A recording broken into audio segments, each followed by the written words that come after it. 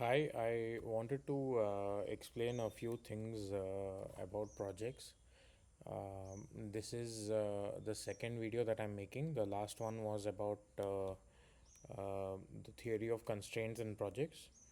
Now, again, in projects, the biggest problem that you have is the fact that projects get delayed or there is a lot of confusion that happens.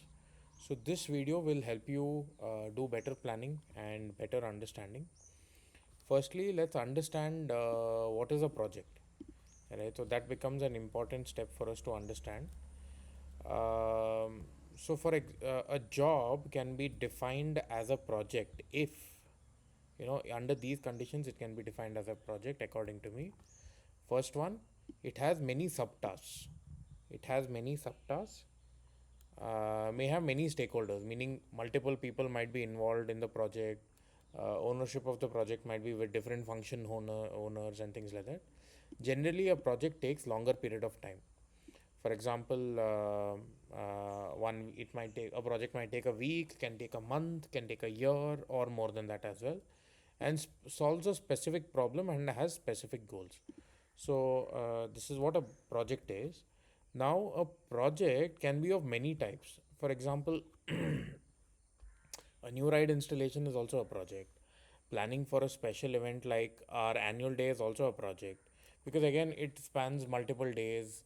For example, even a wedding is technically a project. Uh, Development of let's say we want to develop a booking engine for our website, which will take several months. So many steps will be involved. Planning will be involved. That is also a project, and renovation of restaurant is also a project. So generally, if you see in all of these scenarios, when it comes to projects, there is complexity involved and there is confusion as well.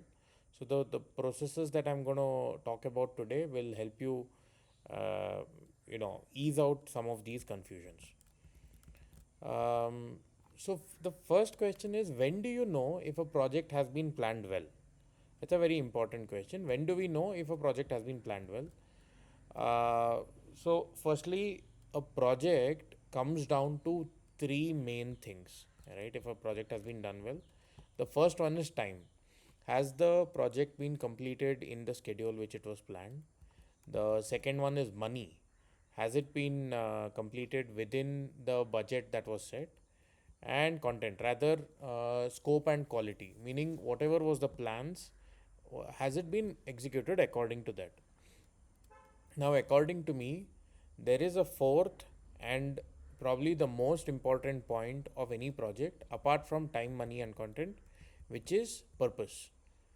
What is the problem that the project is trying to solve? If this is not clearly defined by the project head, then even if you solve, it'll probably not give you the results that you want. Let me give you an example. For example, let's take the example of building a house. Right, so let me close these. Let's take the example of building a house.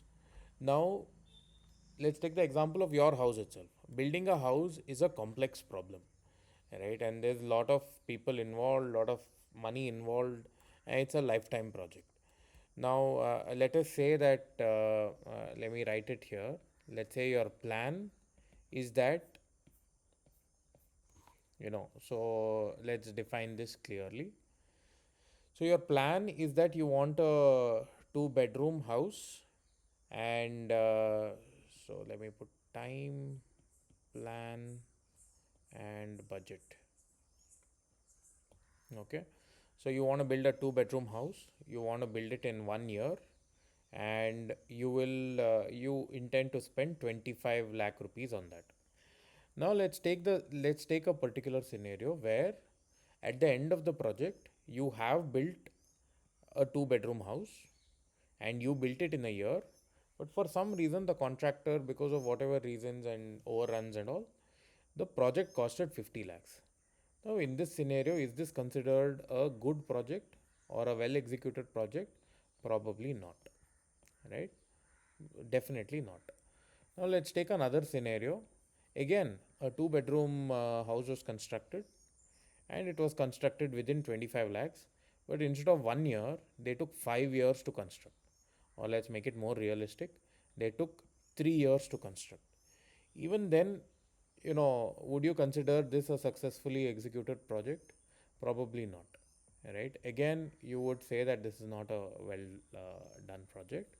Let's take some couple of more examples. Third example, let us say your contractor or you yourself built your project in a year and within 25 lakhs, but the plan by mistake, whatever happened, and you built only a one bedroom. Now, can you consider that this is a good project? Again, probably not. You will say that this project was not done well. Now, let's take fourth scenario, which is probably the most interesting. You built a two-bedroom house. You built it in a year, and you did 25 lakhs, right? Within 25 lakhs. Now, is this a good project? Now, what happens in haste? You did this. Let us take this scenario where in haste you took this project up, and now your family thinks that they need an extra bedroom, right? So in this scenario, in the fourth scenario, the why was not defined. Who needs the bedrooms and what is the facilities that are needed in the house was not defined. So again, we can see that the project, you can consider that the project is not fully successful, right? So all these four scenarios, you can say that the project is not successful. So so let's recap on the key steps for planning a great project. Right. So now, if you've understood so much, then let's recap the main, the steps. So as you can see here, step number one is the why or the reason. Why or reason slash, I'll write problem. To be able to clearly define what the problem is the number one step. Without this step, you can't move forward. If you don't know what you are trying to solve, you can't solve it. Step number two is the what. The what is actually the solution that you're trying to get. The solution might be in the form of a plan or a design or whatever, any of these ways, that can be your what. Next comes when. When means schedule, right? Schedule or timeline. That is your step number three, because a project has to happen within time. Otherwise, there is no point in executing that project at all. For example, a ride installation which is done before the season in March, is a very useful project because April, May, customers really enjoyed it.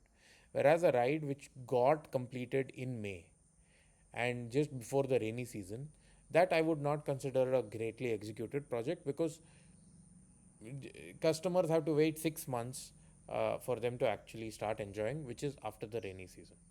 So the when, which is basically the step number three is when, which is your time, and step number four is how much. How much means we should be able to define what is the budget of the project. Now let's deep dive into each of these. Let's talk about step number one, which is reason. Right. So clearly identify the problem to be solved or the need to be met.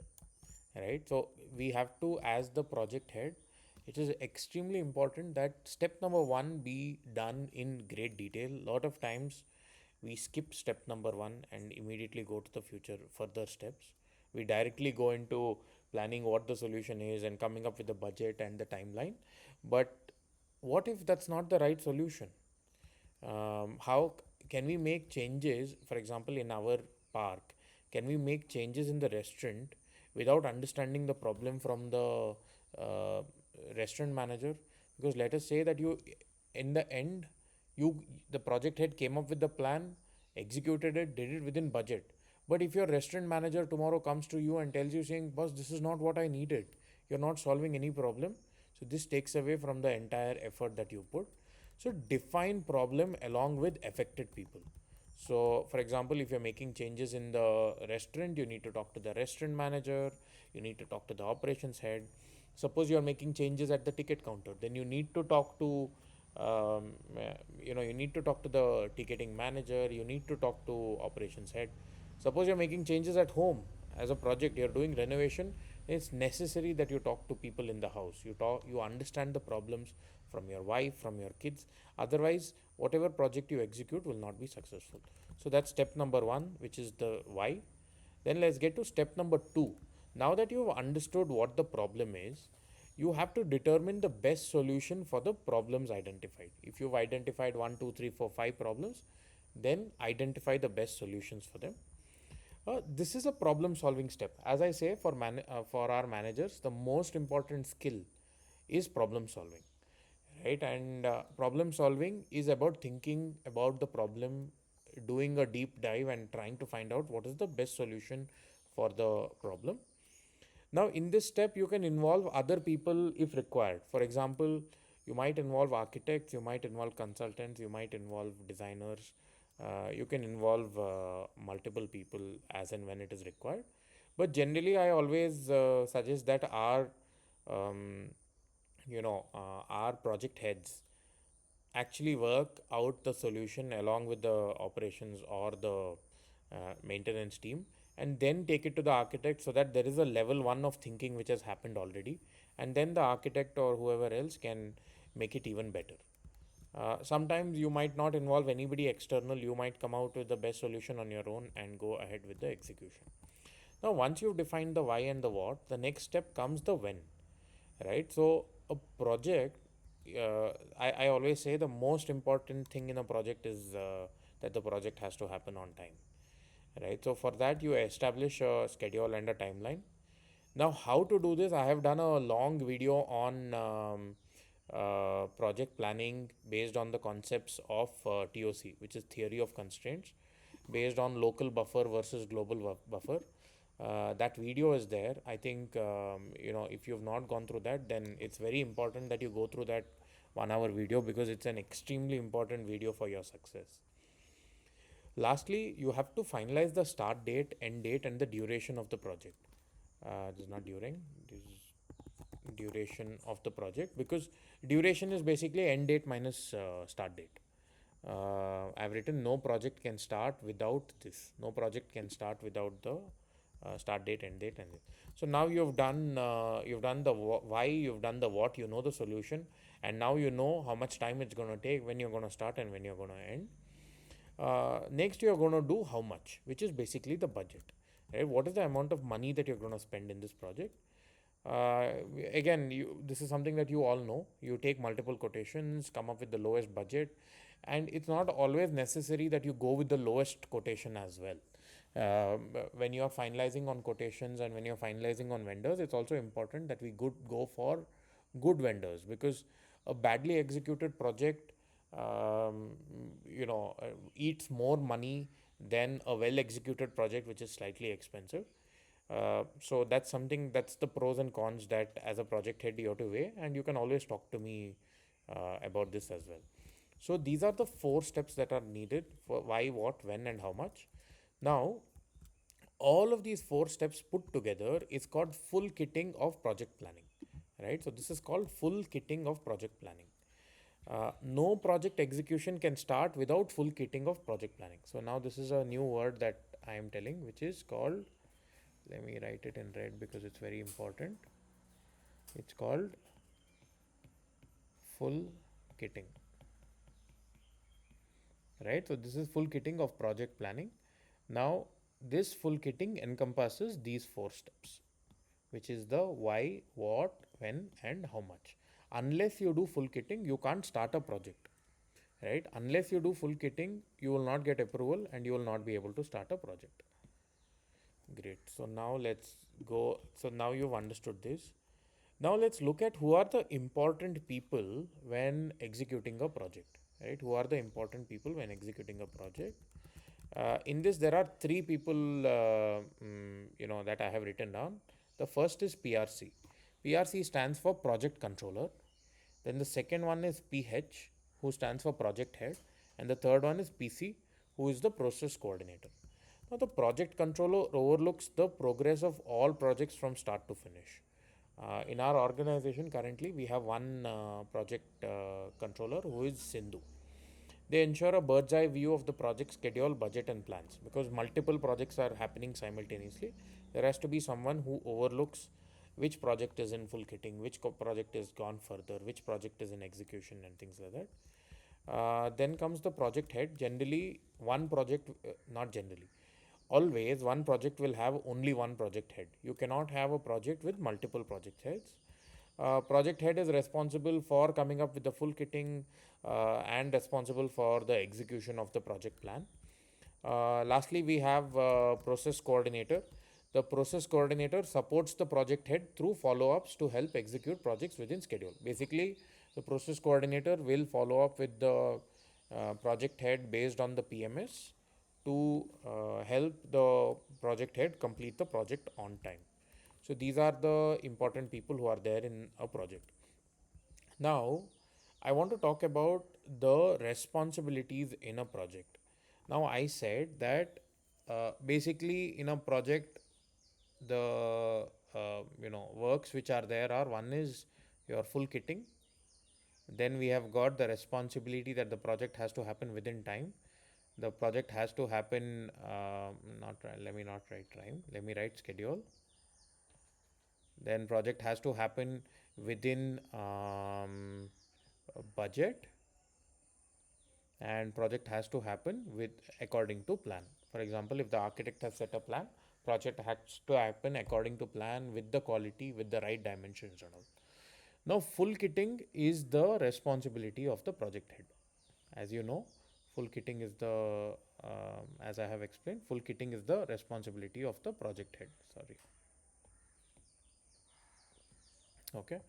Now, schedule. Schedule means that the basically the responsibility of the project happening on time. The responsibility of the project happening on time is the responsibility of the PC. PC makes sure that the follow-ups happen and that the project happens on time. Of course, PC helps the PRC make sure that the project happens. Next comes budget. Budget is the responsibility of both the project head and of the PC. The project head ensures that you know money is not spent unnecessarily, because money saved is money earned, and the PC ensures that the budget which was finalized, the project is happening within those budgets. Right. Lastly is the plan. Basically, is the project happening according to plan? That is the responsibility of the project head. All right. So let me quickly show you what I have written. Overall responsibilities of the project are with the PRC. Project happening on time is that of the PC and PRC, I will write. Project happening within budgets is of the project head and the PC, and project happening according to plan is of the project head. So you can see that project happening on time, I have not put it on the project head, because at the end of the day the PC will do the follow-ups to make sure that the project happens on time. Now, let me quickly run you through the systems that we have done to make sure that the project from start to finish, what is the process, right? So, step number one is of course full kitting. Full kitting has got four parts: define the why, which is the problem; define the what, which is the solution; define the when, which is the schedule; define the how much, which is the budget. And this is done by the project head. This is done by the project head. Once full kitting is done, the next step is approval of full kitting. Approval of full kitting by the director. That is, in at the moment all the projects are approved by me. So I will approve. I will check the problem. I will check the solution. I will check the um, timeline. I will check the budgets. Generally, what happens, because some projects are more complex, it doesn't make sense to go to budgets and schedules before the what is finalized. So I highly recommend that you finalize the problem and the solution with me before you go ahead with coming up with the schedule and the budget. Once I have approved, then the PMS creation and rollout. PRC along with the project controller along with the MIS will roll out a PMS, which I have covered in the previous video. So PMS is basically help. PMS will basically help the PC and the project head execute the project well. Lastly comes the actual execution of the project, which is ಇವಾಗ ಮನೆ ತಗೊಂಡ್ರೆ putting each block on top of the other, that is execution. So that uh, that the PC will follow up and make sure that the project head is supported. Lastly is project completion, which is handled by the project head. So these are the steps of steps of a project. Now let me quickly take you through the project full kitting sheet. So we have a sheet called full kitting. Now in that, the first sheet is the dashboard where the project head will enter name, project owner. Project owner means project head, right? Project owner email ID, project owner phone number. Next comes full problem and solution. So you will list out all the problems that are there. For example, if you take a restaurant project, the problems will be that okay, there's not enough space for the customers. Currently, we are planning veg restaurant expansion. So the problem that was identified was that we are splitting customers because we serve veg thali on one side and we serve let's say Chinese food on the other side, because of which a family gets split. If the kids want Chinese, then they go far away, and if the adults want South Indian thali, then they go to Gauri Hall, which is splitting the family. So that's some problem that we want to solve.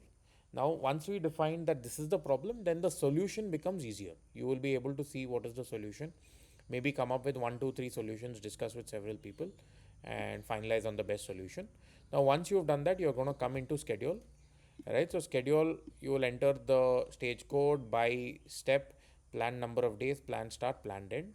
Let me give you an example. Let's take the example of, let us say, construction of a house. So, one, let us say, stage code is one, um, contractor one, step is what is the survey of land, right? Plan number of days one. Let us assume that it's going to start on 1st July and end on 1st July, right? And then let's go to step number two. Again, the same, let's say contractor number two is doing this job, and here it is marking of the land. And let us assume that this is also done by contractor one, plan number of days one. So this is going to be done from 2nd July to 2nd July. Then comes step number three, which is done by contractor number two, and here they are going to do excavation of land. This will take excavation of what do I say, foundation. So this, let us say, takes 4 days. So this is going to take from 3rd July to 7th July. Is that correct? 3, 4, 5, 6, 6th July. Okay, and let us assume that simultaneously, while excavation of foundation is going on, the contractor decides that or rather you have planned that the compound will also be put simultaneously. So this work is also going to be done by contractor 2. So I will call this step 3A and 3B, temporary compound, and this will take 2 days. Since it is going in parallel with this, let us assume that it will start on 3rd July itself and it will finish on 4th July.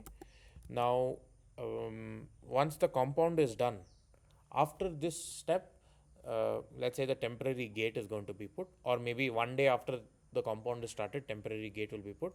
So I'll call it a sub step. So 3B.1, contractor 2 itself is doing, or maybe contractor 3 will do temp gate. So this will take one day and it will start, let us assume that it will start on the 4th of July and finish on the 4th of July. So this is how you will come up with your schedule. Now, to understand how best to do scheduling, there are a lot of videos on YouTube. You can easily go and understand, if you just take a look at, I think, Gantt charts and project scheduling. I think in a couple of, if you watch 2, 3 videos, you'll understand a lot of things. You'll understand how to run things in parallel. You'll understand many of these concepts. Of course, as a project head becomes more experienced, then what happens is that you start planning better. But it doesn't matter. Don't think that this is the best plan. As you can understand from the TOC videos, we assume that the plan is wrong and put a buffer in place. Lastly, in the same sheet, there is how much, which is the budget. Basically, vendor description, planned quantity, rate, and amount. This can be as suppose you've given the purchase order in terms of, let's say, you're putting a compound and you've given the purchase order in terms of square feet, then you will say cement compound in square feet, this is the rate. Or if you have made it into a labor, then you will say labor charge, this is the rate, and we will supply the bricks and cement. So you will put the individual rates of bricks and cement. So this is how to do full kitting of a project. Now once this document comes to me and it's okay, then I will do the approval and then we can move forward. Many times in more complex projects, this what might not be, you might not be able to write it here. It might be in the form of a drawing that the architect has to make and give, and only after that the when and how much will be done. So last couple of points: you can't start a project you can't start a project without full kitting, right? So this is very important. And point number two, the more time you spend on more time on full kitting, easier will be your project. When I say more time, I mean in one day, if you can sit on it for 2 3 hours, then you can get it done quickly. I'm not saying that you stretch the full kitting for an entire month. Full kitting stage, you need to talk to a lot of people. You will need to talk to architects, you'll need to talk to the project stakeholders like restaurant manager and operations head and all. In this case, you will need to talk to me to finalize on these things. So this is the framework that we are going to use for before the PMS is rolled out. This is the framework we're going to use for full kitting. I think with that we come to the end of this video. All the very best for your projects. All this work that we put in is hoping that you find great success in all the projects that you do. That your projects, I wish you that your projects happen on time, within budget, according to plan, and they solve all the reasons, all the problems that you set out to solve. Great. So with that, you can see that I'm in a beautiful place. I have great background. So with that, thank you very much and thank you for listening. Have a great time. Thank you.